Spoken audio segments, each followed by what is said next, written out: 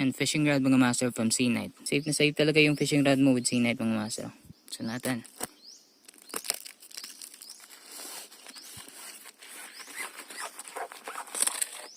Ito nga pala yung Seanite Kraken spin rod. 2.4 meters. Medium heavy yung nasa atin ngayon.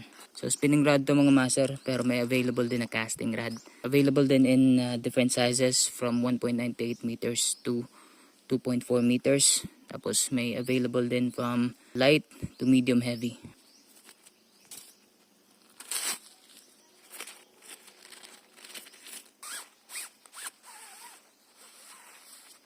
Uy. Ito yung reel seat mga master.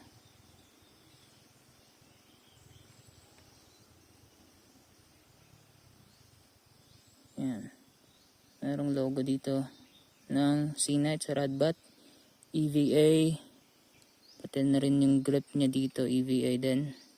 Ayos. Again, yung power ng rod na to is medium heavy. Lure weight 10 to 28 grams. Line weight naman 10 to 20 pounds. X power na rin ang rod blank nito mga master. At dalawang carbon material yung ginamit dito. 30T carbon at 40T carbon. Napa-X yung pagkagawa. So napakatibay niyan mga master at napakagaan. And meron na rin tong Fuji ring guides mga master.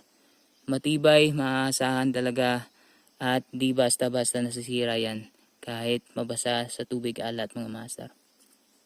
Yan, ito naman yung rod tip mga master. Meron siyang hollow na rod tip. Again, Fuji ring guides. All in all, meron siyang 7+1 ring guides mga master. At straight na straight yung pagkalagay niyan. So fast action to mga master. Sobrang stiff ng tip niya. Yan again mga master, Seanite Kraken spinning fishing rod.